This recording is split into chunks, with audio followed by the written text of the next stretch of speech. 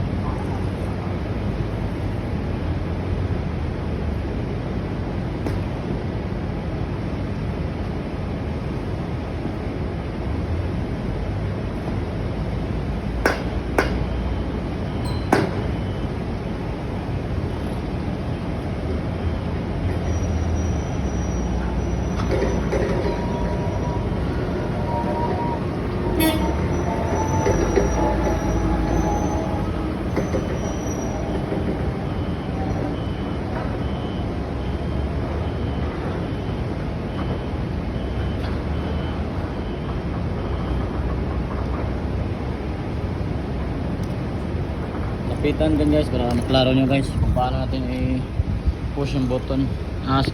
Makikita nyo pala guys yung sa gitna, hindi namin isasira muna. Tinalian muna namin to guys. Tinalian kasi busy kasi kami, may nag-hustling kasi kami today ng mga fades guys dito sa loob ng GMC. So ginawa namin, tinali namin itong isa, tinali namin para hindi siya kawil-kawil. Ngayon guys, nasira natin tong tong lock ng siding natin, lock sa siding yan. I-post natin yung button guys, to yung sa baba guys, para yan, para mag-close siya guys. I-close siya guys. Di ba? Nag-close na guys. Ganyan na siya guys.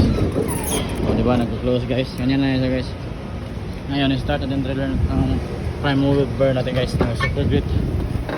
Ito yung unit natin today guys na ginamit. Is ano to siya guys? Fuso Mitsubishi Super Grit. So start natin guys. Ito na start. I-light muna dito yung panel board. Tsaka may start yung engine. Yan na. Start na guys. So ganyan lang kadali guys ang mag-operate ng prime mover trailer truck na wing van guys. So